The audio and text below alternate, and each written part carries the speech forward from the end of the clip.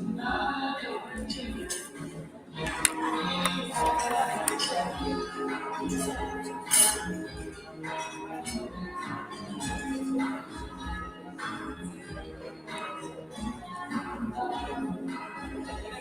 morning, everyone. We are sorry for the delay and we'll be starting in about 2 minutes.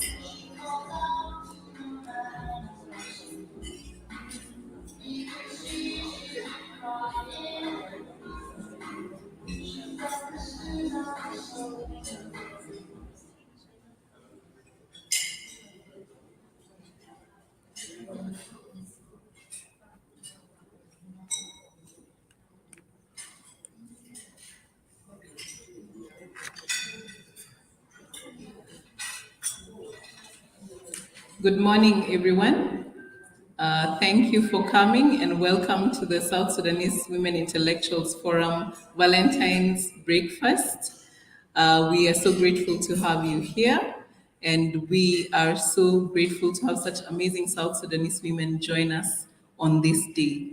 As we start the program, I would like to call upon Madame Zara to just give a short prayer. We already had the Christian prayer at the beginning. So, Madame Zara, just open for us with a word of prayer.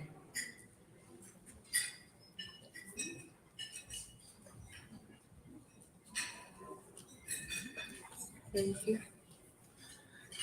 I don't know how to start. I'm so excited. Happy Valentine's, ladies and few gentlemen around. I don't see the gentlemen opening their mouths. This is our day. Today we are taking the day. Good morning, everyone. Yeah. My name is Zahra, and I'll just give a short prayer.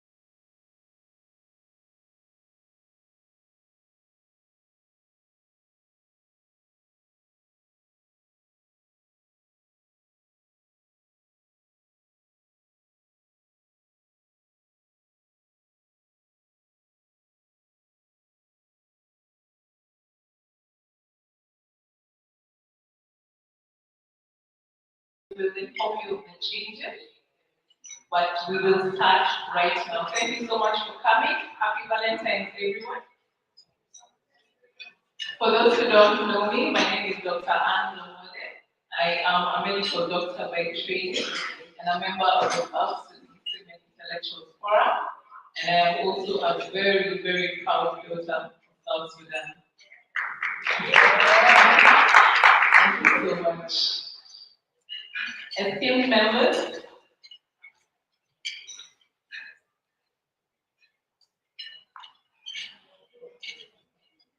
so if I can have a volunteer before I start to say a prayer, a Christian prayer. Any volunteer? I think we did not capture the initial prayer. Okay. Can you introduce yourself and then pray? Thank you so much.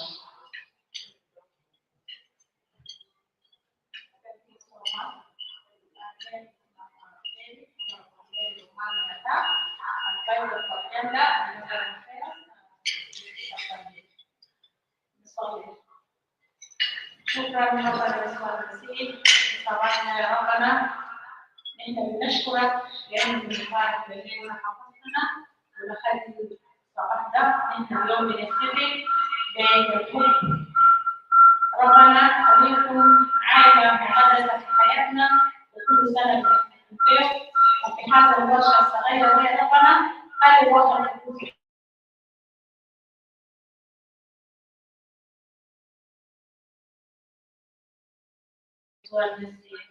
Amen. Thank you so much, Mama.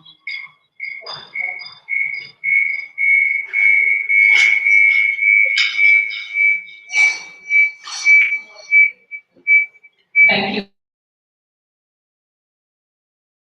Prayer. Esteemed members, honorable members, and all our guests, all protocols observed, good morning. As I said before, my name is Dr. Anne Lomole. I am a member of the South Sudanese Women Intellectuals Forum, and I will be your host for this breakfast. I would like to welcome you to the South Sudanese Women Intellectuals Forum Valentine's Breakfast meeting. Our theme today is Women Building the Future. We are joined by women from all the states of South Sudan and from every sector. Allow me to extend my thanks and appreciation to you who have joined us today physically and to those of you joining us virtually on all our platforms. Thank you for taking your time to be with us today. And I would also like to extend my appreciation to our sponsors, the Chagai Foundation, for making this event possible. Thank you so much for that. Thank you for giving the women of South Sudan the opportunity to meet today. Today we are joined by honorable members from the Ministry of Gender, Child and Social Welfare. We are also joined by our Honorable Speaker of the National Legislative Assembly.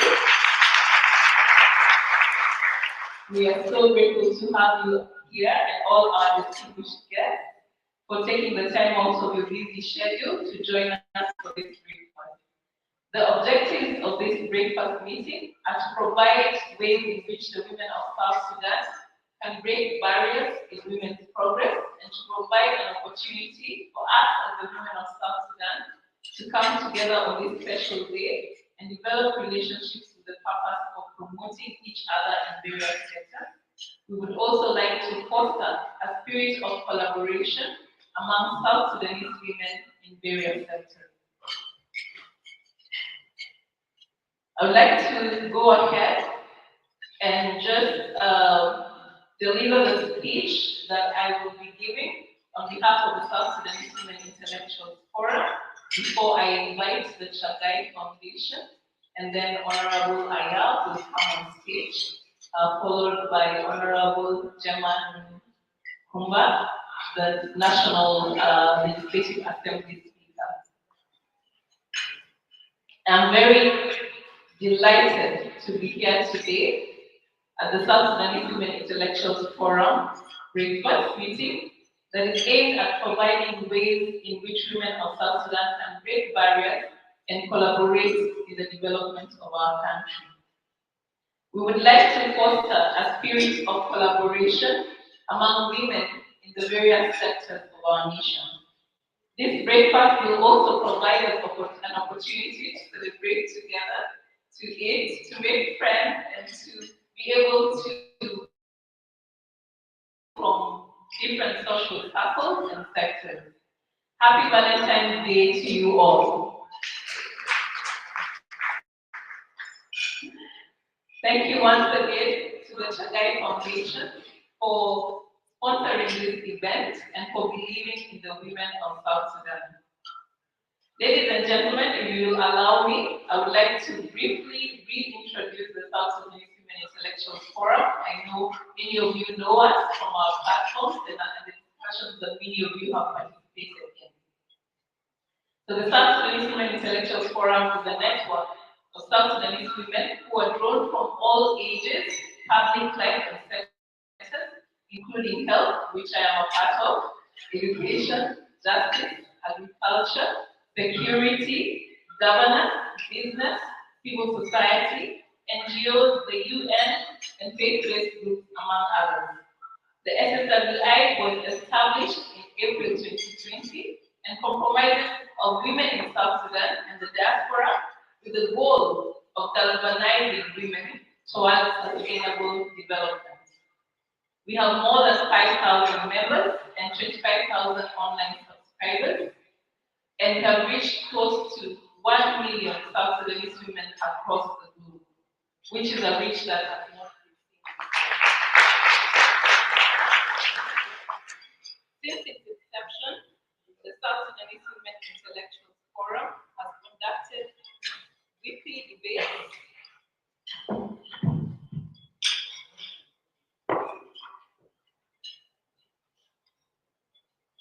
weekly debates and special sessions totaling over 130 topics on issues of peace, governance, culture, education, sexual and gender-based violence, development, and many more. The forum was initiated to provide a platform for South Sudanese women to gain knowledge and share this knowledge with each other and provide mentorship and have access to information and connections that will enable the women of South Sudan to participate in the reconstruction of our country. We are dedicated to realizing a free, just, and equitable society. We drive change and participation through linking South Sudanese women globally through online dialogue and participation. The forum strives to solve some of the challenges facing South Sudanese women, not only in South Sudan, but also around the world. Let me now take the opportunity to talk a little bit about the importance of unity and collaboration among South Sudanese women. Our unity will lead to the sharing of a common destiny and identity. With loyalty to a national identity, ethnic barriers are broken and we will no longer be divided along ethnic or political lines. Women have always played a role in positively influencing their families for peaceful coexistence in diversity and national unity. This is a role we take very seriously. We all together as a society form a nation, and the word together depicts unity. If we are not together and we fight against each other, life will continue to be unbearable and we will not reap the fruits of peace and stability. We will lose all the steps that we have made so far towards the development of our nation and eventually face regression and ultimately the downfall of our hard-fought independence, which is something we hope we will not see in our lifetime. To sustain peace and progress, therefore, unity is essential. Peace with respect to the whole country, peace in our society, and peace in our own homes can only be obtained when people are united. It has been proven time and time again that unity leads to peace and harmony, which leads to sustainable progress. It is high time that we look toward a future that is driven by patriotism and a love for ourselves, our nation, and our people. We, when united as a society, can do more to protect the vulnerable. We will constantly push each other towards a brighter future built on collaboration and societal values that will bring together us as one nation and as one people focused on building what the many years of war and civil strife have destroyed. Ladies and gentlemen, I would like to conclude by saying that unity and collaboration should be our greatest strength. The South Sudanese Women Intellectuals Forum is a forum that will promote exactly that, because our tribe is the women of South Sudan, and we believe that by uniting, we are able to achieve the impossible. Our members in the diaspora and in South Sudan remain committed to supporting the women of South Sudan with capacity building and capacity enhancement. This will only continue if we remain supportive of each other and we continue to respect each other and build bridges to enhance collaboration within all sectors. In conclusion, We would like to once again thank our honorable members, Honorable Aya Benjamin Warile, Honorable Joman Kumba, all our distinguished guests, and all our honorable members, and our members who are here today, and those in the diaspora who are joining us virtually. Thank you for attending the South Sudanese Women Intellectuals Forum Valentine Breakfast meeting. Our special thank you once again goes to the Chagai Foundation. We thank you for your generosity and support. We are truly grateful. This is a true example of unity and collaboration creating forums and platforms where women can gather and participate in planning for the future of our country. We, the women of South Sudan, will continue to stand for unity, peace, and sustainable development of our nation. Thank you all. God bless you, and God bless South Sudan. Thank you so much. So I would like to now introduce a representative of the Chagai Foundation, who are the official sponsors of this event. We are so grateful for your support. If you could please come on the platform and give a few short remarks.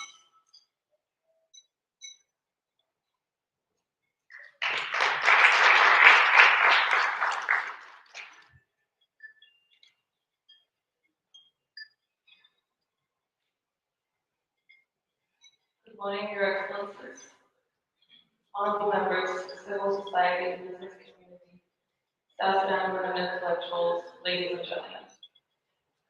I stand before you here today representing the Shagai Foundation as one of the founding members, and most importantly, speak on behalf of my mother, Shagai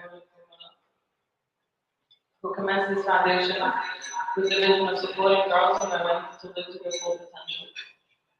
I want to start by thanking everyone for being here today on a special day that brings us together to celebrate one another and celebrate the women in our lives. It's also great to gather with like-minded women and encourage and uplift one another like this. First, I'd like to share with you the background of the Shagai Foundation, how it came to be, and in addition, share some highlights of our projects and some recent developments. And with this, I intend to do so with openness and in the spirit of constructive engagement. The silent pandemic of violence against women and girls leaves no country or community untouched. We share a powerful vision to end gender-based violence. We want a world where women and girls everywhere live healthy, safe, and dignified lives. Long accepted as a normal part of women's lives, violence against women has been declared a public health priority, requiring urgent attention by the World Health Organization. This declaration is built on the dedication of efforts of international women's rights movements over the past several decades, raising awareness and demanding action to end violence against women. Today, there are increasing political momentum by the international community to tackle one of the most pervasive human rights violations in the world.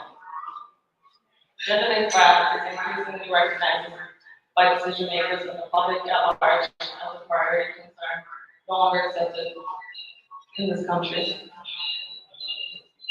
Pervasive violence against women and girls is not compatible with the values and quality of human rights, dignity, and democratic participation that the Foundation stands for.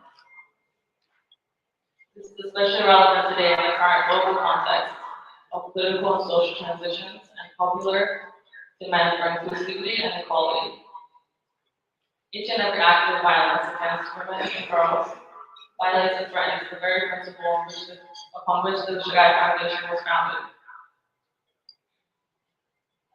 These values provide a unifying platform across geographic, cultural, and linguistic boundaries. Since the outbreak of COVID-19, emerging data and reports from those on the front line have shown that all types of violence against women and girls, particularly domestic violence, has intensified due to movement restrictions.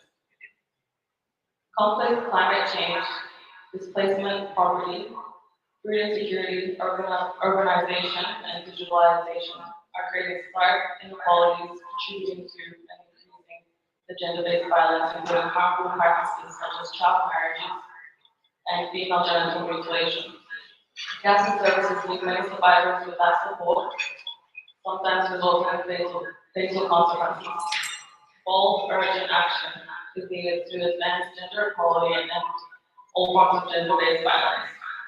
We have a collective responsibility to hold ourselves and others accountable to and hold the women and girls as we work together to achieve the agenda for sustainable development. It is a moral and human rights imperative in our success as mental health. It is truly encouraging that conversations on women and significant contributions is being discussed on the International Women's Conference that is now ongoing. This shows that women are already united in the quest for equality. Now, before I speak about the Sugar Foundation, I can tell you a little bit about my mom. Sugar Gumbalam is the founder of the Sugar Foundation. She's a mother of 9 who was born and raised in South Sudan. She has always had compassion for those in need and understands the benefits and the importance of the education in a girl's life. Having had challenges completing her education at a young age, she decided to pursue her education after having all 9 of her children, completing her master's degree in 2022. She's a social worker and community development specialist. We as a family are a tight-knit group of individuals that are working together with the hopes of creating a better South Sudan with the Sugar Foundation. The foundation hopes to give children in South Sudan a brighter, more prosperous future with the aim of empowering women and girls through education for their quality of life. The Sswi Foundation is a women-led national NGO working towards critical sustainable development goal of gender equality, joining hands with those doing within.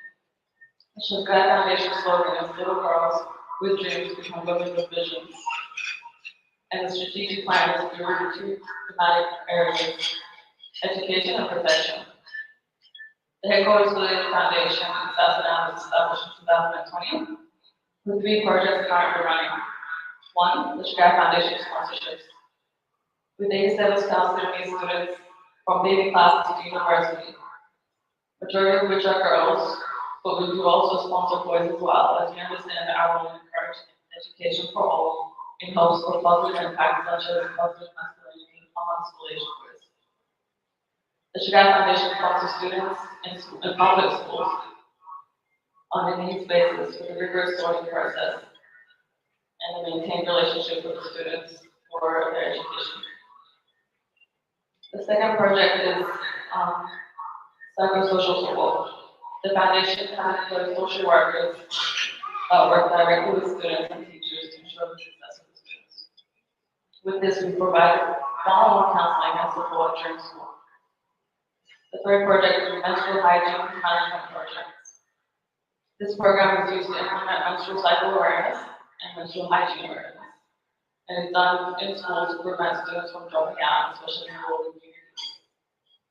The Sswi Foundation continues to pursue projects that promote literacy, particularly in public schools. I would now like to answer who is behind the Sswi Foundation. The Sswi Foundation is a women-led organization with the aim of putting women in positions to help other women. The board of directors are mostly women, and one of the directors is Lady Widget, a young, well-educated woman running our programs. Our finance team is led by Gloria, who is also a young, bright, well-educated woman.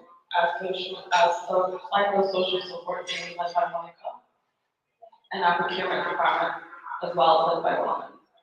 The board of directors and the founding body for the foundation is comprised of mostly women. These are all jobs that can be done by well-educated men as well, but we must first need to raise other women in our communities up and give them an opportunity that in the majority of other circumstances, a man would be considered first.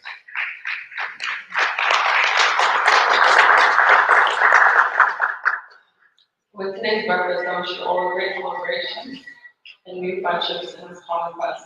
Through the Sswi Foundation and other similar organizations, we hope to continue these great discussions and support forums, such as this one, that allow us to meet, network, and pursue our goals as South Sudanese women, empowering, supporting, and encouraging other South Sudanese women. Thank you to the Sswi Foundation team for all your hard work. Thank you to the founding members of the South Sudanese Women's Selection Forum, and to all those involved in putting today together. Thank you all for your attendance. Let's support little girls and dreams to become women with visions.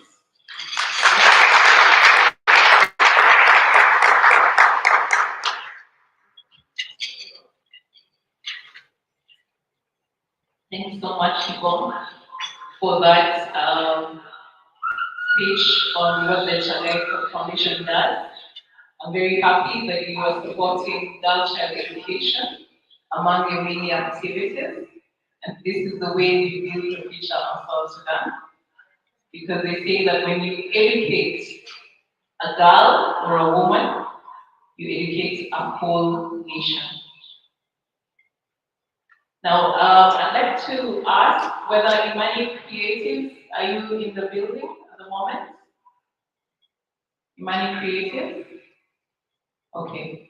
So we hope to have BT Tony come and entertain us, but I'd like to request the hotel management, if you can just set up the music so that BT Tony can come on stage and give us one of her beautiful songs.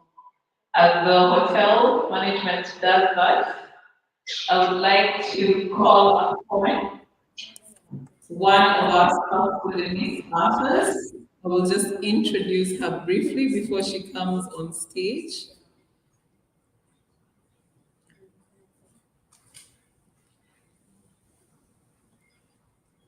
So Miss Nyajok Tunjik is the lady that I will be introducing. She will be coming on stage to give us a very short history of her life story, a bit about her. She is a registered nurse, but now retired, and she has authored the book, My Mother's Wildest Dreams. Nyajok grew up between two refugee camps, and they immigrated to the United States of America. And while there, Nyajok found herself in another war where her family forced her into an arranged marriage at 14 years of age. Hoping for a better future, she broke cultural norms and practices to pave a better future for herself and future generations. With three children, she was able to manage to succeed, and she therefore decided that she would write a survival guide for other people who are going through similar experiences. She therefore put her life story in a book because she knew that her life story would be able to help those who are facing the same as her. She became a champion of resilience and authored the book, I Am My Mother's Wildest Dream. So before Nyajok comes on stage to give us a part of her life story, I would like to invite BT Tony to just give us one song, and then we will call Miss Nyajok to the stage. BT Tony, welcome. Can you introduce yourself for those who don't know you? Thank you very much. For me, okay, let me say my name. My name is Beauty Tony, one of the female artists in South Sudan. Whenever you want to see my mood, you have to clap for me very strong.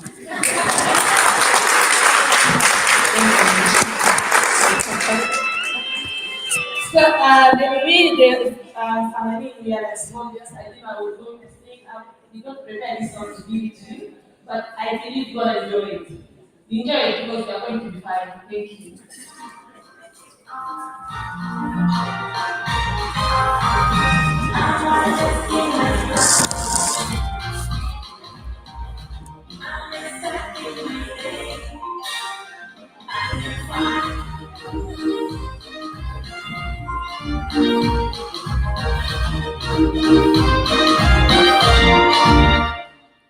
Today I'm the DJ, I'm the there is no harder than women that you bring to women.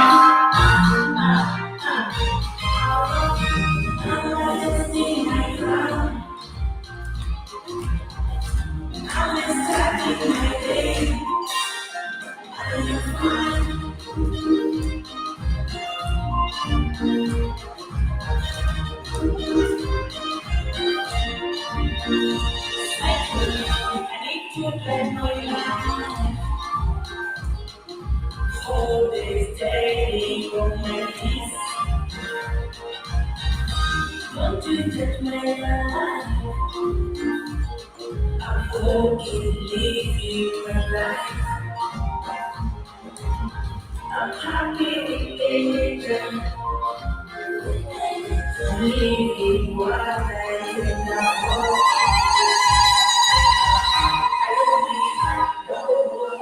To be happy, the people, the circle around me, they keep me going, they make me happy, they give me joy.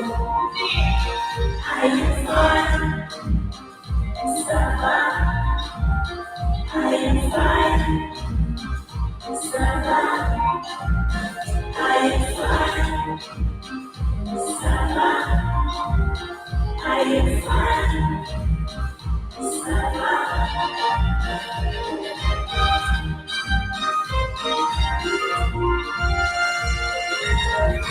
When I see so many women, and that makes me strong. Every woman is a queen. I'm the queen of my life. I'm the queen of my world. I'm the queen of my days. I'm queen, feeling like a queen. I'm queen, feeling like a queen.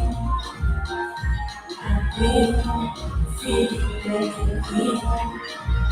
I am fine, Sava. I am fine, Sava. I am fine, Sava. I am fine, Sava.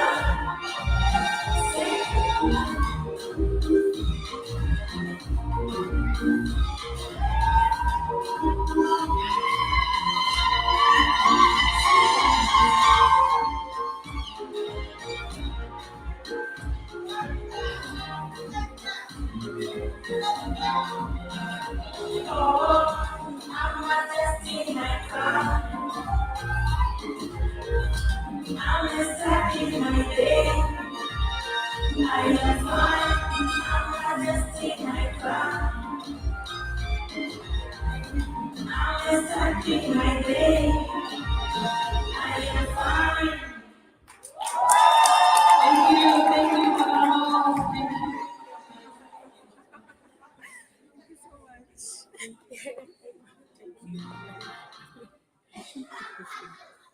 you.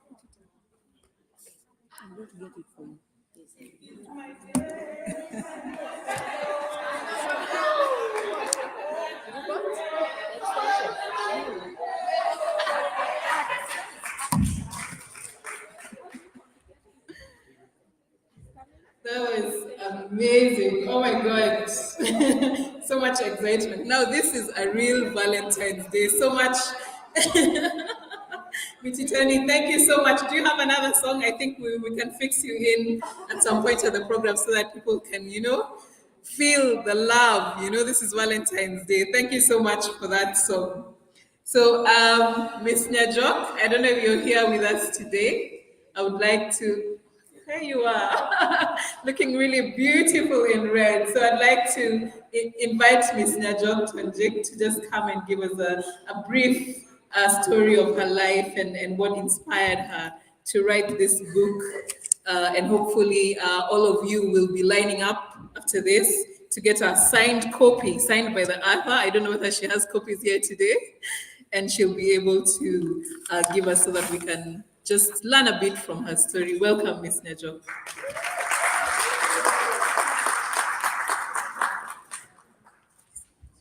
Thank you, Dr. Han. Good morning. How is everybody doing? Well, I would like to say thank you to all our honorable guests, honorables, and to the Shagai Foundation for putting this breakfast together. Thank you to the South Sudanese Women Intellectual Forum for having me here. As you guys hear from Dr. Ann, my name is Nyai Jok Tong Yik. Nyai Jok Tong Yik Doloing. I am here to tell you guys a little bit about my life story.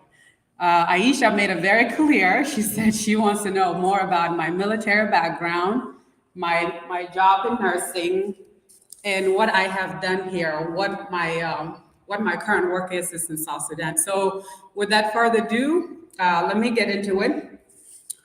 So, I am a South Sudanese by birth, and I was raised in South Sudan and Ethiopia until I was 14 years old.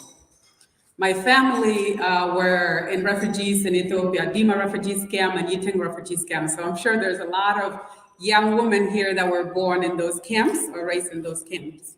In 1999, my family moved to United States for resettlement. And also, while I was there, I found myself in arranged marriage. So you would think that in America, these things happen, but I always say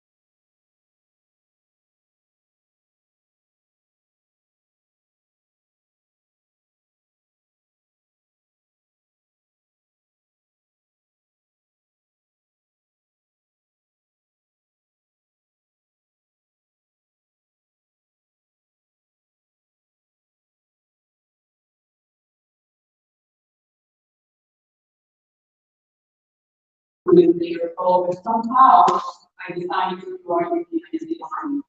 I was commissioned as an officer in the United States Army with my daughter's single mother at the age of 24 years old. So I moved away from my family. I moved to a place called San Antonio, Texas. And within the next 12 years, I was in the military for 12 years, moved 5 times with my kids. And I continued with my military career to deploy to Afghanistan. So yes, I've been in war zone. And then in 2020, if you guys remember what happened in 2020, we had young women in Omaha, Nebraska, who had actually grew up to start breaking their silence. Something I thought I would never see in my lifetime, because I had at that point, I was already 34 years old and had never shared my story with anyone.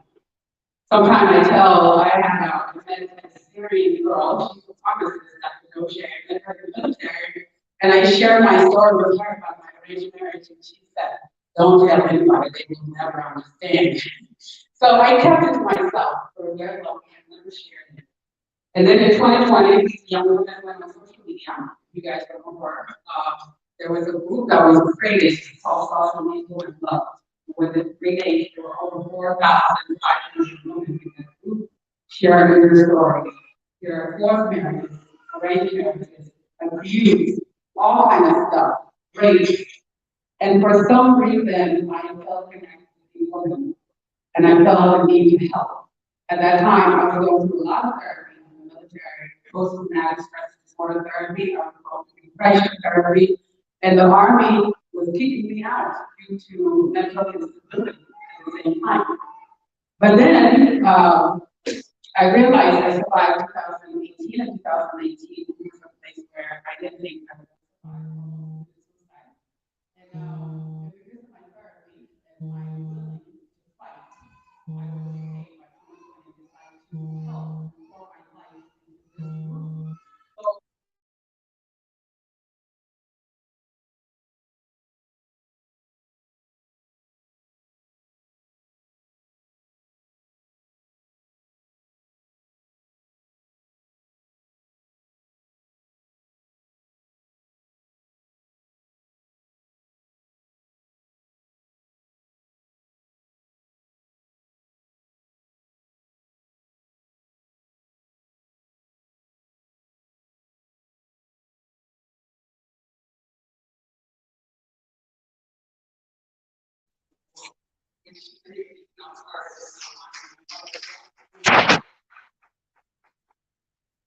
wrote that book, right here on the forum, and I said, I'm going to write my story. And if you guys want to share your story with me, they were scared. I reached out to a few women that had already shared their story in that forum, but they are the ones to write their story. They said, I will write mine. And one day you should read mine, and also you can have the courage to write yours as well. We need to share our stories. So I wrote a book, and I said I would finish this book in 6 months. Because I wanted to come out and feel like we help them and it would come out right away. So I wrote the book in 6 months. And then I reached out to a beautiful woman right here, Mel Thomas, who's also she's a pure American. She came to South Sudan for the first time during my book launch. And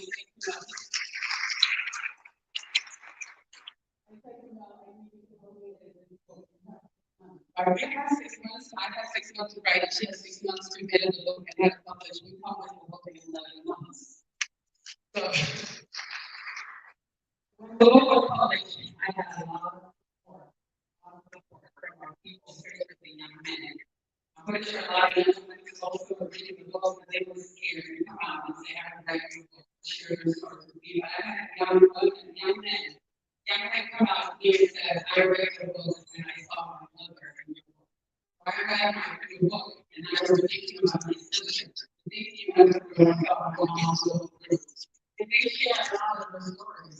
And I was like, it comes off the line to one of the books by also Dr. Juba. He called me and said, I read your book and I read the book along with South Sudan. So he's also moved from South Sudan. When my social media heard that I was coming to South Sudan, all of us South African volunteers posted the book. We posted it in Nairobi, we posted it in Uganda, we went to Cairo.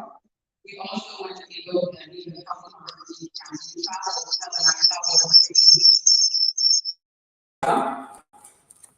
something happened that's never happened before. The whole country came together to support this book. There is not an office that I was not taking to. They took me, the whole community took me everywhere to make sure this book is in the hands of the people that really need to hear it, which is the men, the fathers, the husbands, and also to empower young women and men. I went to schools, I spoke. So Camille and I went back, and while we were here, the leaders bought 3,700 books to be delivered to schools throughout South Sudan. And some of these leaders are very high top leaders, as we know. They purchased these books for our children to read in schools, to empower them, to encourage them that no matter how far their dreams are, no matter how difficult life might seem at the moment, there's always a way. If you are persistent in your dreams and you keep dreaming, there will be people that come along your way to support you and make sure that you reach your dreams. So we went back in October. We went to America in August. We went back to America, and the UNFPA, by a lady called Viola Rick, she read the book and did a review, and she called me and she said, I need you to come back to South Sudan. I want you to help advocate for girl child education. I need you to advocate against gender-based violence. And she said, we have a very high vulnerable populations and area in South Sudan, and I will send you there through UNFPA. So we came back for 3 weeks and we toured Barkazal. We went to Wow, we went to Awil, we went to Rumbek, and we saw very horrible stories. We met with young women that were grabbed on the road and raped by people that want to marry them and love them, but this is the situation that our young girls go through every single day.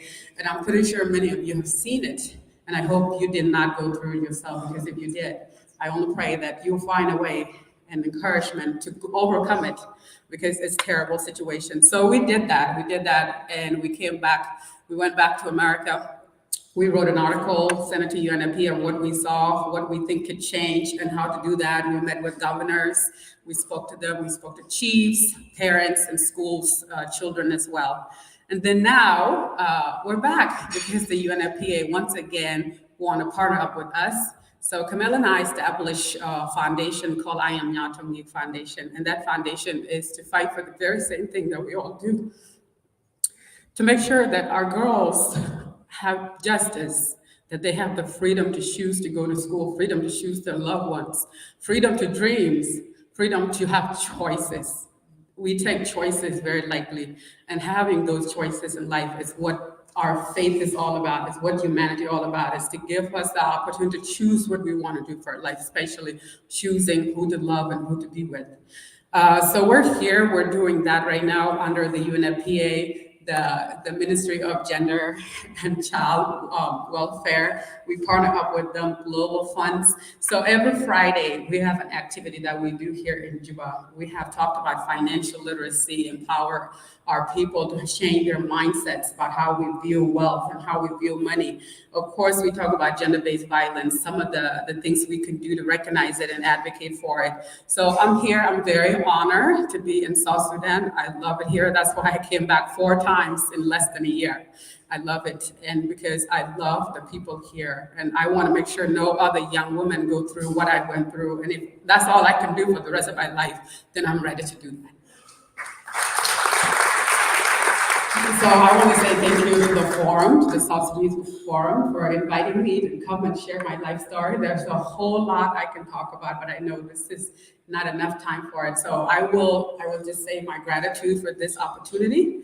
I'm proud of all of you ladies that are doing your best, regardless of whichever ways you're doing it. It's all come together, and it's all for better of our humanity. So thank you so much.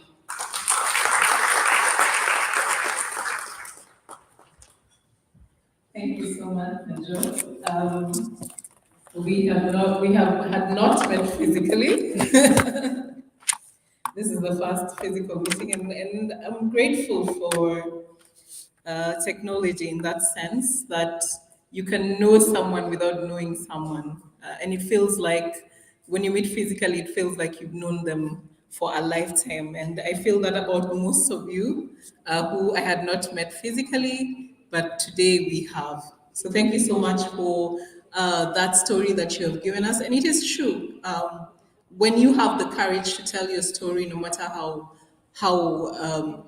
how hurtful it was, no matter how much it broke you, then other people have the courage to also come up and give their stories to the world. And those stories are the ones that encourage many people that no matter what you're going through, no matter what has happened in your life, you can always get through it, and you can always get beyond it and become something more than what hurt you or what broke you. And I'm so grateful, Nyajok, for you sharing your story and even putting it in writing so that even future generations will be able to learn from it and be inspired by it. Thank you so much for that.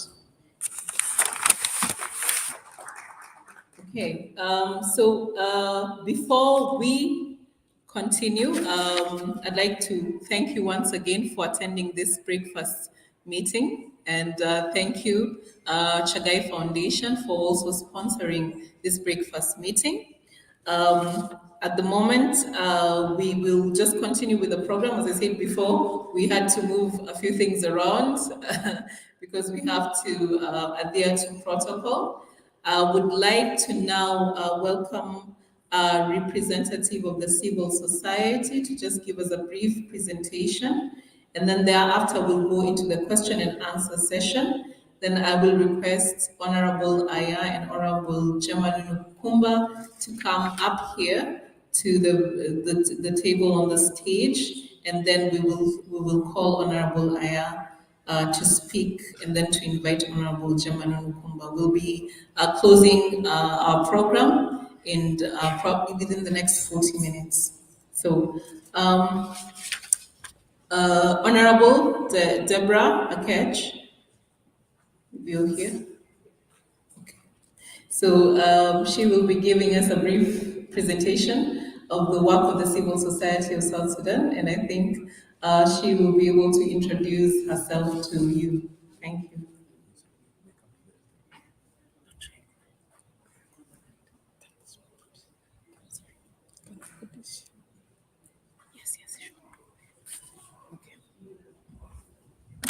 Just give us a few seconds.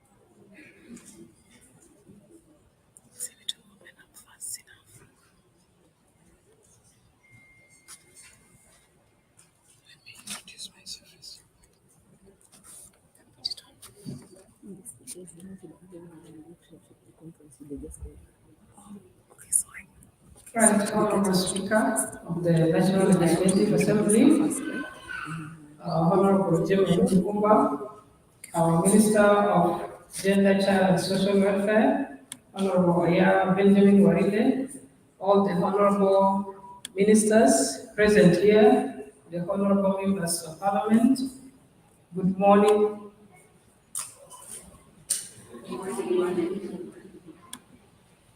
Happy Valentine. Okay, thank you so much.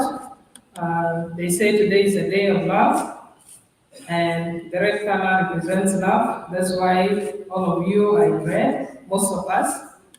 Um, just as we start up this, I'm going to introduce myself. My name's Deborah Akech. I come from Lake State. I was once a minister in the Lake State government, Minister of Labor and Public Service, Human Resource Development. And of course, with changes, there was a reshuffle and I was reshuffled out. But now at the National Ministry of Labor as a national expert on labor issues. That's all about myself. I am a member of South Sudan Women Intellectuals Forum, and the presentation that I'm going to do to us today, I am not an expert in the civil society. There are many others who are working in that sector, but I have been chosen to do some overview of the work of civil society in our country. And before I take more time, I'll go straight to tell us a bit of what are these terminologies. We have civil society, we have civil society organizations and advocacy. Well, the title I've been asked to present on is Civil Society and Advocacy in South Sudan. Civil society refers to a wide variety of communities and groups such as the non-governmental organizations, the labor unions, the faith-based organization, the charitable organizations, and all. Even our South Sudan Women Intellectuals Forum is part of the civil society. And the organizations are the not-for-profit organizations, voluntary entities formed by people in the social sphere that are separate from the state and the market. Advocacy means giving support to have their voices, giving people support to have their voices heard. That is what advocacy is. For example, if we are talking about the peace, it is the civil society organizations that came along. They demanded to be part of the peace process, which we all knew, those of us who were here in South Sudan. There were civil society organizations representatives, the women representatives, and the faith-based organizations that participated in bringing about the peace. So that is all about advocacy and civil society.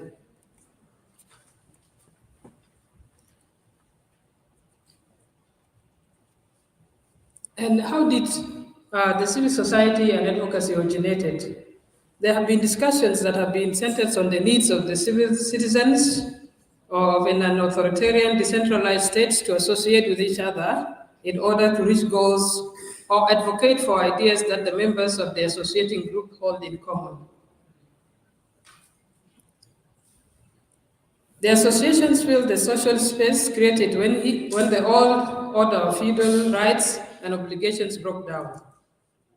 And this word, civil society, first appeared around 18th to 19th century, where the social philosophers described the middle point in social structure between the state at the macro level of society and the family units at the micro level. More recently, civil society has been seen as a way for people to cope with an even larger, more bureaucrated society. As we might have heard recently, even in Uganda and in the most commonly used phrases are power to the people. The people are the civil society. It is us who voluntarily decided to join a certain group in order to push forward a common cause. The South Sudan Women Intellectuals Forum was formed on that basis. I believe none of the founders reached out to each of us, but we voluntarily joined this group because we felt and we have seen that when we join together from different backgrounds, from different communities, will be pushing forward a common cause, and that is women empowerment and other things that we will be doing together as South Sudan Women Intellectuals Forum. So the idea of civil society and advocacy are centrally important to any group or organization that seeks to reach a goal through persuasion rather than coercion. That is what the civil society organization do. They don't force the people, but they persuade. Just like they participated in the peace agreements, they were persuading the stakeholders to the peace process to be able to sign peace, to make us South Sudanese peaceful again. They did not use force, they did not coerce anybody.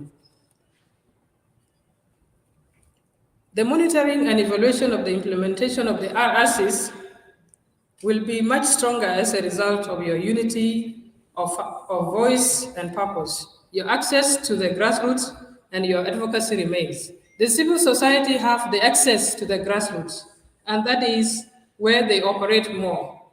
They have the access to the community, just like recently, that was in 2018 when the RRCs was signed.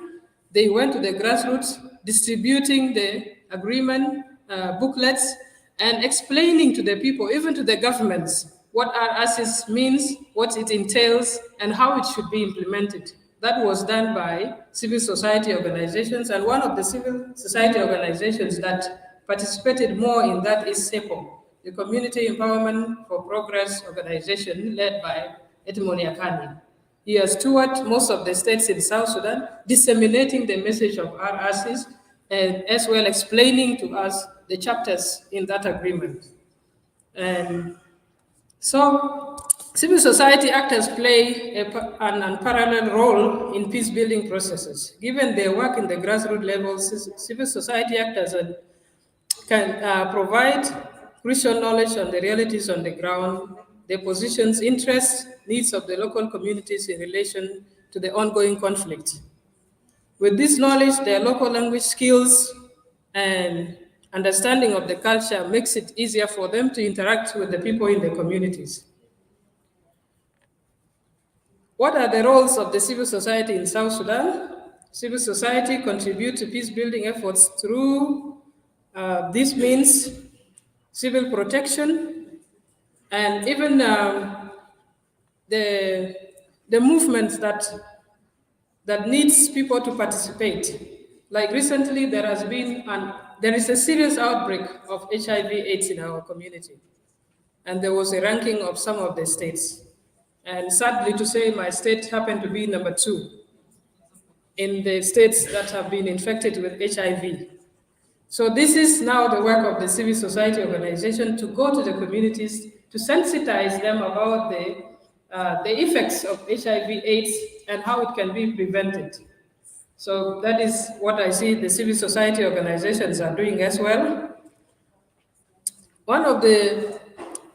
We have also seen that even the war that broke out in 1983 and ended in 2005, there were, yes, a few civil organizations than we have today, but the church-based or the faith-based organizations played a crucial role in bringing about the comprehensive peace agreement. And that is something that we are all aware of as a role played by the civil society organization. And to conclude, I would say that the meaningful and direct engagement of civil society in the peace building process is therefore necessary a necessary step in ensuring a path to sustainable and locally owned peace in any given context. During the North and Southern, that is what I just said, they helped in post-conflict reconstruction after the comprehensive peace agreement was signed. They were actively involved in peace negotiations in Addis Ababa that brought about the the ASIS in 2015 and 2018. Then lastly, I have a few questions here that can provoke our thoughts on what is the work of the civil society organization. And the first question is, do our civil society organization have friendly environments to operate and coordinate their activities? Do they get enough funding support from the peace partners or any other person that is interested in supporting the common cause of the South Sudanese people? Does the government give enough support to the civil society to operate, to push forward the common interest, the human rights, and all other things? Do they have such a conducive environment? Do they get adequate training or capacity building? And is the general public, those of us like Mama Zahara who are involved in the civil society activities, is the community, the general public of the South Sudanese, aware that civil society organizations are actually their voices and not their competitors or not some people who are coming on behalf of other people? Because the civil society is the voice of the people who cannot reach the national governments, who cannot reach the international organizations. They speak on behalf of the common people. And with that brief overview, I don't want to bore you. I would like to say thank you for listening and enjoy your day. Thank you so much, Honorable Deborah. I like that part where you're saying that the civil society is not in competition with anyone. That is very eye-opening, and I hope everyone has heard that. So I would like to now invite Honorable Aya Benjamin Warile, who is the National Minister for Gender, Child and Social Welfare. And thereafter, she will be able to introduce Right Honorable Gemanu Nukumba, who's the Speaker of the National Legislative Assembly. So Honorable Aya will give us a few remarks. Thank you so much, Honorable Aya, for gracing this occasion. Thank you. If you people had not clapped, I was going to ask for it.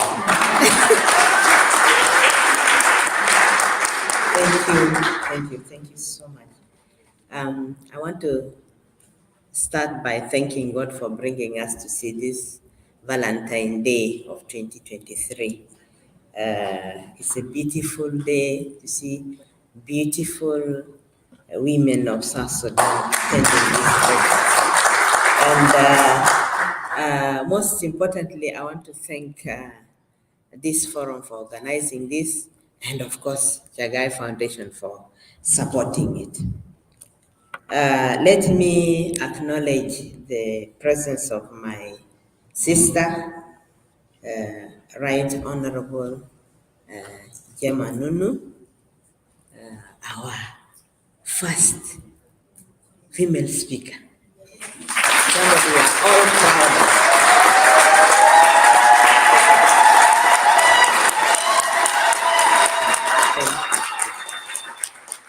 When I see her there, I see myself there.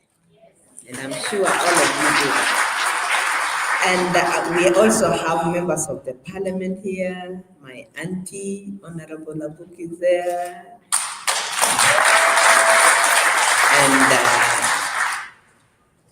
I don't want to make a mistake, so I'll just say, and my sister Betty, my daughter Yar. These ones have already represented the rest of you. Thank you very much. Today, I'm so delighted to be here to share this opportunity with these beautiful women of South Sudan. In you, I see leaders. In you, I see my sisters. And it's so interesting and so touching when our sister here, Nyajok, shared her story. I'm sure it has touched many of you. And Nyajok, even if you don't get feedback from everybody, I'm telling you, you've changed or you touched the life of many other women who are suffering in silence. Ladies and honorable members, of course, uh, just briefly, it's important we know what this Ministry of Gender, Child and Social Welfare does. This is your ministry. And when I see all of you doing this great work on gender equality, I know that we are all stakeholders in this, and we all have a responsibility to make sure that gender equality is achieved in this country. The mandate of the ministry is to promote gender equality, social justice, and safeguard the welfare of people with disability, children, and other vulnerable groups. Now, our main work is to develop policies, and these policies are implemented at the state level. Now, as a government, through this ministry, and you will all agree with me that we cannot develop a country when more than half of the population is left out. Because women in our population, we are more than half the population. So if you leave women out, it means you are leaving more than half of the population out. Now, what kind of development will we make in this country? And that calls for all of us to come together. And we have to find ways of breaking barriers to our progress. Position yourself well, because it is a collective responsibility. Play your role well. Women are all over. We are the majority in the marketplaces. We are the majority here and there.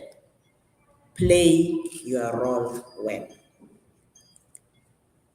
As we celebrate this Valentine's Day, I just feel that you take a few minutes to reflect on yourself and your role and what you're doing, and how together we can achieve our agenda. Where do we want to go? Where do we want to be in the future? And if you are in my age group, what do you want to leave for your daughter and your grandchildren? To be honest, it is an honor. I'm sure the Right Honorable Speaker knows. If you've been in this Ministry of Gender, you will really feel honored to be in this position and to lead the agenda of women. I believe in every woman here, and I believe that there are opportunities. And until we identify those opportunities and we start working towards collectively, we will not move. We have opportunities. Honestly, we have them. And let's identify them and realize our potential. I'm committed on behalf of the ministry to working with all of you. You women are great and you are doing a lot. So we will work together to achieve benefits for the women of this country. And of course, our families, then our communities. Now, before I call the Right Honorable Speaker I want to sincerely thank all of you for the support you give to us as a ministry and to me as a person. And there are people who would come and advise me as a person. I'm not taking that I'm not taking that for granted. I appreciate. And on this Valentine's Day, I want to sincerely say that I love you. When somebody tells you that they love you, you tell them that I love you too. Let me hear that from you. I love you. And it's my prayers that next year we'll also meet and celebrate the Valentine. And please, if you have the Valentinos, bring them along. We can't be celebrating love without them. Let's see progress in what we intend to do. And I really wish all of you a very beautiful day as you go out there and celebrate the rest of the day. May God bless you. May God bless the women of South Sudan, and may God bless South Sudan. Now, I have the honor to invite the Right Honorable Speaker, Zahari the Jamaa, and then let's clap our hands. Thank you, my sister. I love you. Thank you so much.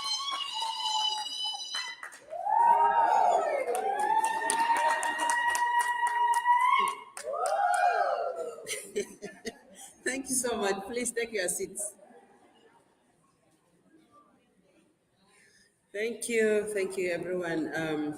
Honorable Minister of Gender, my sister Aya Warile, and honorable members of Parliament who are here this morning, and all these young, beautiful daughters of ours, and our sons also. I think there are a few sons here. Good morning to all of you, and happy Valentine to all of you. First, I think this is the first time I'm attending the South Sudan Intellectuals Forum, but I'm aware about it, and I've received invitation on several occasions, but because of other commitments that also could not allow me to attend, I did not participate. But I'm very much honored and very happy to be here this morning, and on this special day where everybody is putting on red. We thank the sponsor who is hosting this morning, the Chagai Foundation, for making this possible. I also take this opportunity to congratulate the founders of the South Sudanese Women's Intellectual for coming up with this initiative to bring the women intellectuals together to share and to plan and see how we can build the future of our country and the future of women of South Sudan. Congratulations to all of you, and also especially to Asha Arabi, who is also, I think she's your chairperson. I'm sure she's watching us. Hello, Asha. We are missing you here, and we hope that the next meeting you will be here with us in Juba. This is very important because this group is, okay, it's one of the women organizations, but specifically focusing on intellectuals. And you know, intellectuals, I don't say special group, but they are special group because they do things differently, they think differently, they analyze and be able to strategize on how to do things right. So this is very important to lead the other women groups and to bring other women groups together. Building a future, this is a very important theme for us as women of South Sudan. How do we join our male counterparts? How do we support them? How do we support the government to build a better future for us now and for the future generation? This is a very important question and a very important conversation because we know where we are coming from, we know what has happened in the past, and therefore, we can use that past experiences to build a better future for this country. Most of you sitting here, you are liberation children. Most of you were born by freedom fighters, where you grew up in war, in a situation where your parents, your fathers were not even there to guide you. But we pay tribute to those great women, your mothers, who were able to be there to stand for their husbands, to be breadwinners, which is not the culture of South Sudan, because it's always the men that provide. But during our liberation struggle, women came in and changed the role. That's why today we said, if we can change the traditional role of a breadwinner being a man, why can't we change the role of being at home and become together in offices with men and build our nation?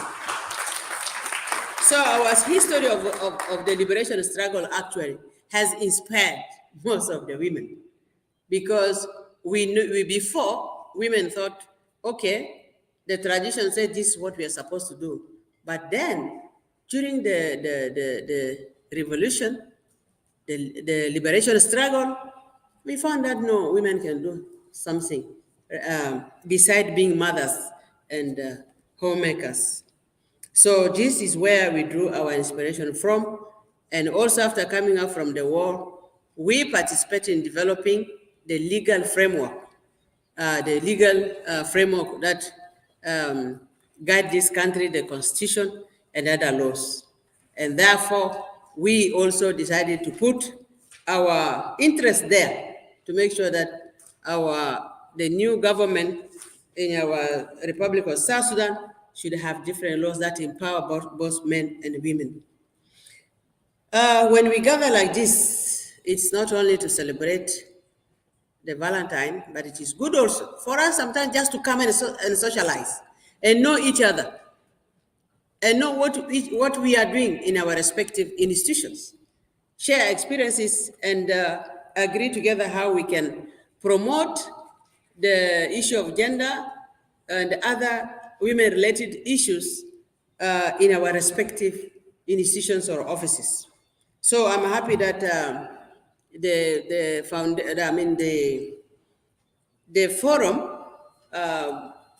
is engaged in debates on various topics, as Dr. Ann said before. By the way, Dr. Ann, we were seeing her growing. We lived at some point in Nairobi in the same neighborhood, but for a short while because we were badly attacked by thieves, and we had to relocate. But we left them there. And my daughter also happens to be called Ann, and she's also a medical doctor. And she is now finalizing her dissertation, her master's in the same field, pediatric. So it's like they agreed. I don't know if you agreed during those days you were growing up. So we are very proud really of our young people. We are proud of all of you. Very intelligent young people who know what they were doing and what they want for their country. Congratulations to all of you. So when we see you like this, we have hope as your parents. We feel proud that we are going to be succeeded by very intelligent young people, men and women. So ours, as your leaders, your elders, is to support you and encourage you to do more. For us to move forward, listening to all what you said before, for us to move forward as women, it's important for us to be together. Unity for women is very important. Collective voices on all the issues affecting women across the board, regardless of the parties we come from, regardless of our religious background, our political affiliation, and so on. Because the problem of women is the same. Whether you are in SPLM, you are in SOA, you are in SPLM-IO, the problem of women is the same.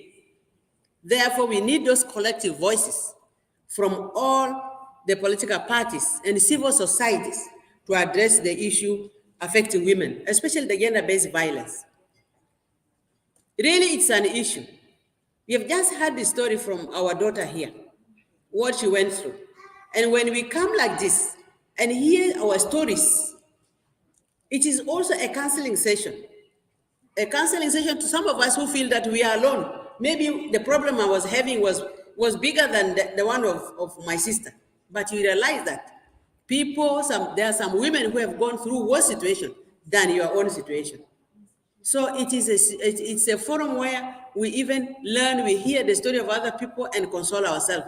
And also say, yes, if she went through this, I think I can also go through and become somebody. So hearing her story, it is touching, and it is something that we should learn from, that when you have a problem and you have determination, you can overcome it. So we share with you your experience, and we are proud of you, of standing up and fighting for what you wanted. You wanted to go to school, and indeed you went. This early marriage, arranged marriage, forced marriage is a common thing in South Sudan, and we need to collectively work against that. We need to support each other. Those who are up there, the leaders that are up there, we need to support them. When one leader is facing a problem, is being abused in social media, we want to hear the voice of women condemning that. You need to condemn it. We need to condemn, because I know even in civil society, you have your own wars there. There is always this tendency of negative competition. You see your colleague going up, you say, why is she going up? I must bring her down. That is negative competition. The best competition is, she's there, I want to be like her. How, and try to talk to her, to ask her, share with me your experience. How can I be where you are? How did you go there? I want that experience. Not because she's there, she must come down. So if we do that, we will not succeed in our efforts to overcome the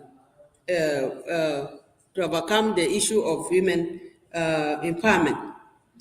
The government has a role to play, and if you see our laws, they are very friendly about women empowerment.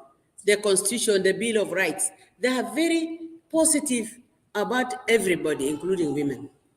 But the problem is the implementation. And that's where our focus should be. Our problem is not lack of legal framework that supports the empowerment of women. Our problem is implementation. And for those of you who are in parties, of course, to come to any political position, you must come from a political party. And that's where you need to put pressure on the leaders of your political parties to ensure that this 35% we talk about in the peace agreement, in the constitution, or in our constitution of our parties, it has to be respected and adhered to. Put pressure on the leaders. Oh yeah. We tried, we always try to make sure that the 35% is represented. So last time we missed out on the governors, but our president said, I will compensate you with speaker. And then he said, speaker is big. We said, okay, thank you, Mr. President. But we hope you will consider the other level of government. So that is the continuous pressure we need to put on our leadership to make sure that women are in parliament. You have women in parliament. We were supposed to have 192 female legislators. But then we didn't reach there because some parties did not respect the 35% for the MPs. So we fell short of some percentage. We have not reached 35%. We are about 33%, which is also a good effort. Some parties say they didn't have women. I'm not sure whether this is true. This is just a lame excuse, because I know the women are there. But because they think that those positions are theirs, they bring excuse to say women are not there. So you should be able to tell them it is not true. We are here. In the leadership in parliament, the specialized committees, we had a challenge that some parties decided not to nominate the women.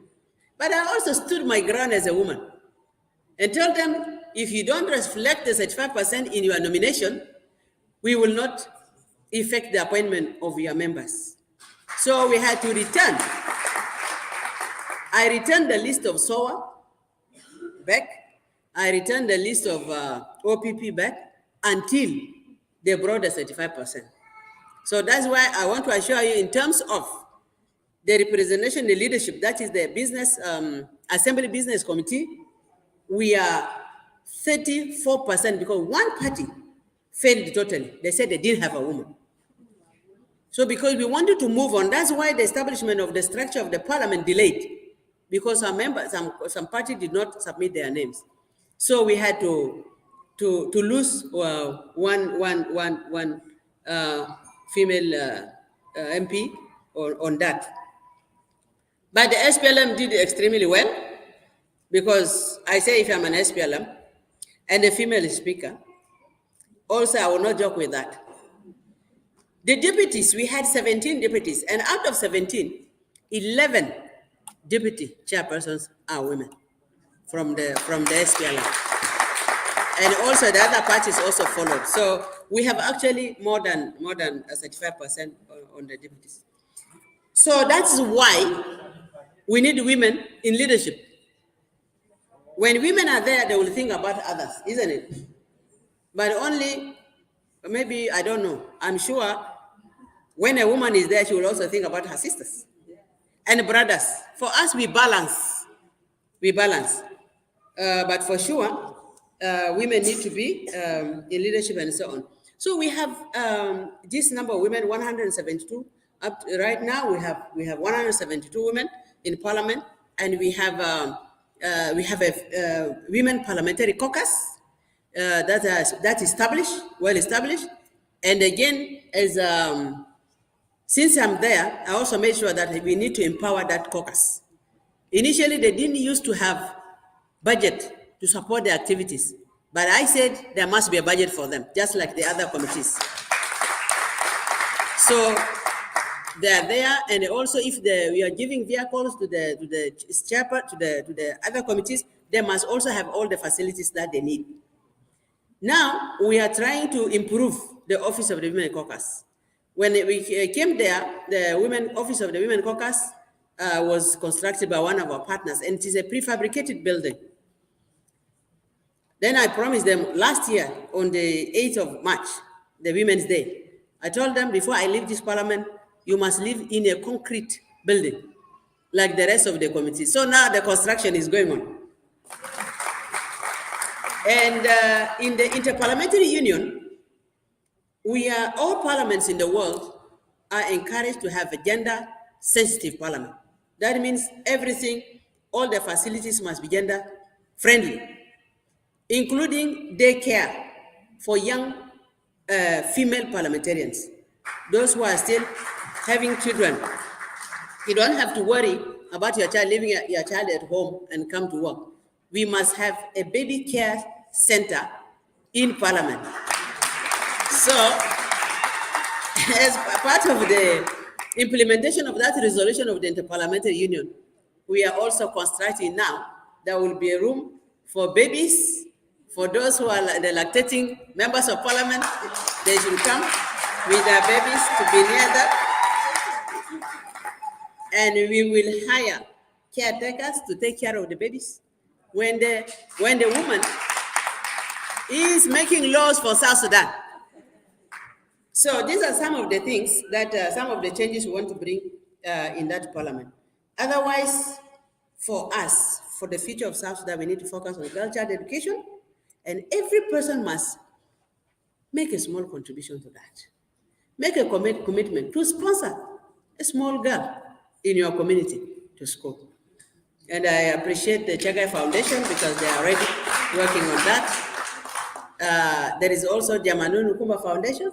I'm also focusing on that to empower the girls, also boys, because there are some boys who are very vulnerable from very poor families. We also need to consider them. So I saw a video which has been trending on the social media where a little girl was being beaten. Actually, I was so touched, I cried. She was beaten until she fainted. She could not cry anymore. Just because she was forced to get married. And she left that man and went back home, collected her books to go to school. I want us to find out where this girl is. We should be able to protect such children. We should be able to protect them. In the West, if the family is not taking care of a child, is abusing a child, the family will lose, the child will be taken away, isn't it? Is it something we can also do? Is it something we should think about? Yes. Take that girl, take responsibility of her, and then put her to school. Honestly, this is unacceptable. It is unacceptable. So, with all what we are talking about, our programs, empowerment, and the rest, we can never achieve this without peace. So peace building and advocacy for peace, the implementation of this peace agreement should be priority number one. Because again, if there is no peace in South Sudan, then we will not achieve anything. Whatever programs we have, whether it is on health, it is on gender-based violence, and gender-based violence escalates when there is violence, when there is war. So we need to talk with collective voices in all our political parties, in the civil society. We need to advocate for peace as the basis of everything. I have another program. I would like to stop here. I'm going next door for the transformational women leadership, where I'm expected to participate in a panel discussion with the rest of the female leaders who came from other countries. I think we have the former president of Central Africa, she's here, and other prominent women in Africa and beyond. So I will be joining them shortly for a panel discussion on the same issues of women leadership. Otherwise, I would have loved to be with you here until the end of the program. But next time, I will be with you full time. And please, we are there. Anytime our offices are open for you to approach us for whatever, whether it is advice or whatever small support you need, we will also always be available for you. Because where I am, I'm representing you. It is your seat. Come with ideas, advices, how you want me to run the parliament when things are not going well. Let me know. And also the women who are there, the women parliamentarians, please use them to make laws. There is a room, there is a provision for private bills. So if you think that there are issues that need legislation, raise them, and then we have legal people among you that can help our members of parliament to develop that and table them in parliament so that they are enacted. So that's why we are there, to help our women in terms of lawmaking. Thank you very much, and may God bless you, and please enjoy the rest of the Valentine's Day, and take care of yourselves. Thank you.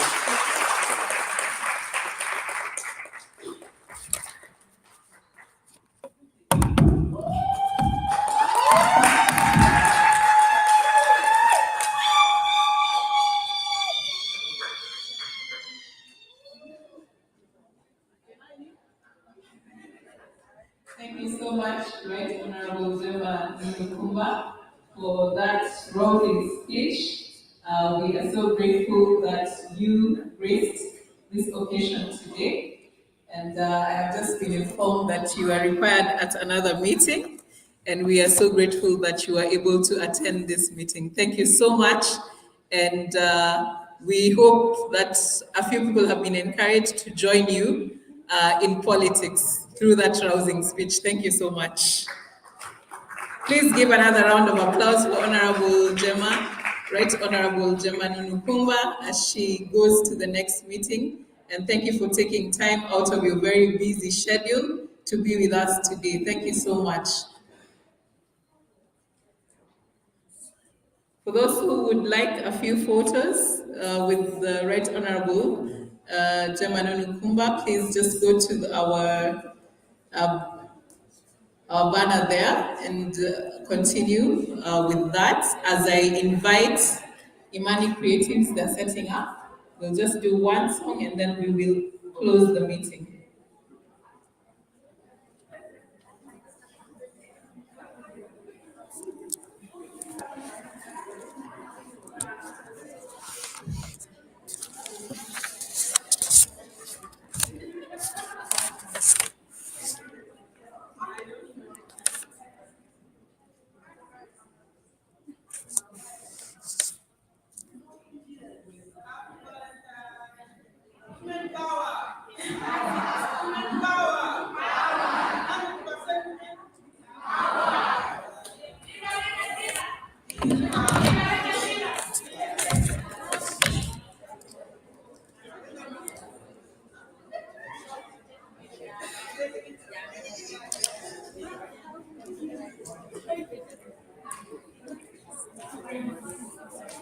Are you fine? I don't know. That's a very nice look. Yeah, indeed.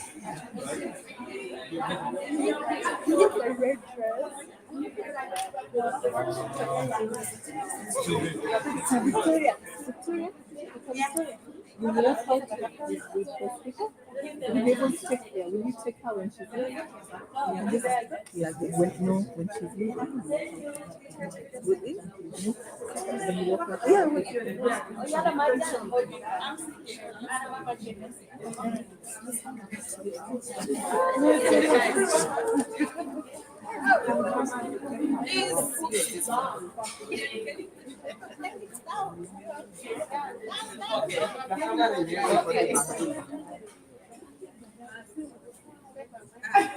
Okay.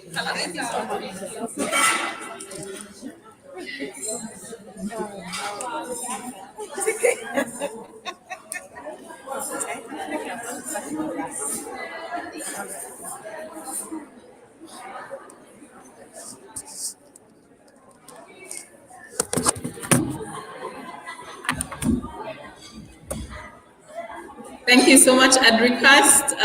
The group to settle down. We'll be closing in a few minutes as the next session is going to start. Please just have your seats. We will have Imani Creatives. They will present one song and then I will request Honorable Aya to close the meeting.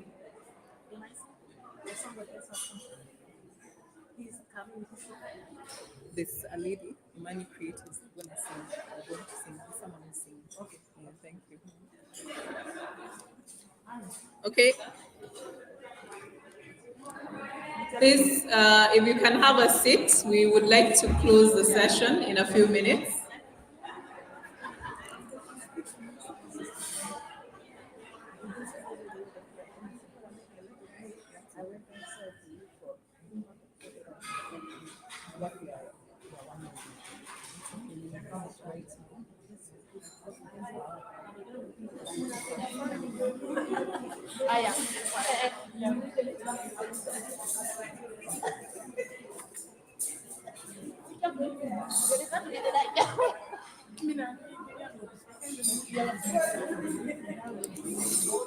Okay, we'll be closing the session within the next 5 minutes. The next group is going to be entering soon. I would like to thank the Right Honorable Speaker for joining us today. I'd like to thank Honorable Aya Benjamin Warile for joining us for this breakfast. I would also like to thank Honorable Abu, who is the chairperson for the Health Committee, for joining us today. I'd like to thank Honorable Betty Achan, Honorable Yash Tela, Dr. Esterina Novello, who's the chairperson of the HIV/AIDS Commission. I would like to also thank Maulana Atong, the chairperson of the Media Authority, Honorable Nora Zangabeo, all the women representing civil society, the women in business sector, including women in oil, represented by Atong Amos Agok. I'd like to thank Honorable Dr. Victoria Majur, who is the current Undersecretary for the Ministry of Health, National Ministry of Health. I'd like to thank Florence Baua, the current country director for ICAP, Dr. Alec, representing women in academia, all the representatives who are here of the national and state governments, and women in the health sector and all other sectors represented here. We will end the session in a few minutes with a word of prayer. Imani Creatives, are you ready?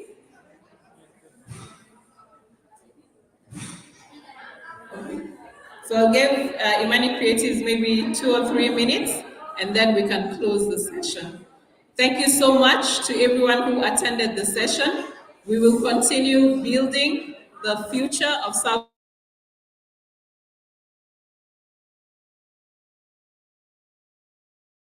And without the women of South Sudan, there can be no progress in this nation. There must be unity and there must be collaboration. And we are very grateful to have you together today for this auspicious occasion, which is the South Sudan Intellectual Forum Valentine's Day.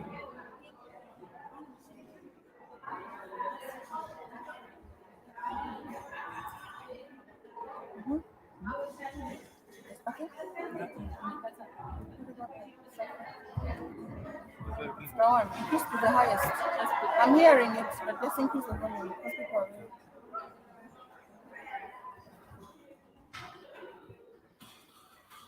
Yeah. So you play it.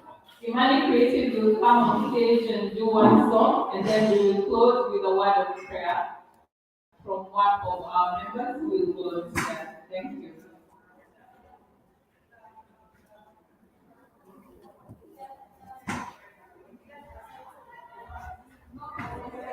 Hello, ladies. How are you? Good morning. Happy Valentine's Day. And then from, let me bring the function next door here. Goata, Mara. The Goata, we are all very strong women, yeah?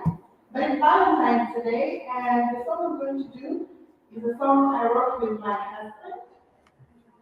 We love music so much, and that's how why we started Imani Creative. And it's a song about love. And I hope you enjoy it. We haven't actually released it yet, so technically, you're the very first people listening to it for the very first time outside our home. So enjoy.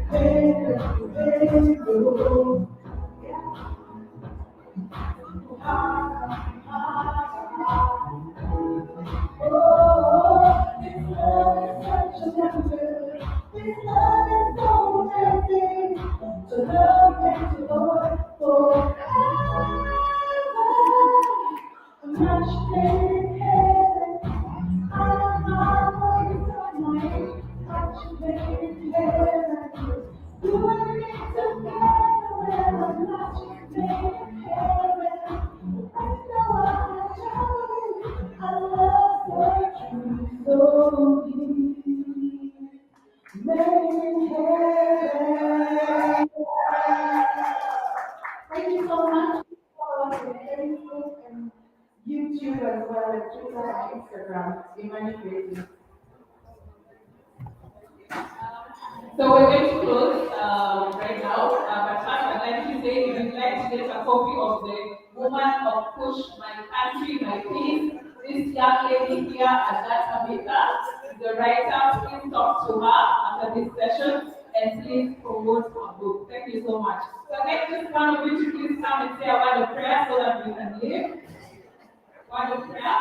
Any volunteer for a word of prayer? Okay. Yeah, today we will pray and then we will just move on and maybe we can finish up with the pictures so the next group can come in. Thank you so much. We are so grateful to have had you on this Valentine's Day. Lord, we thank you for this wonderful day that you saw even before we got here. All these wonderful women who are here, may you cover them, favor them, protect them, and strengthen them to continue with the good work that you started in them. May you go before us. In Jesus' name I pray. Amen. Today, you're allowed to leave at your leisure. I am so grateful that you all came for this breakfast. Thank you so much.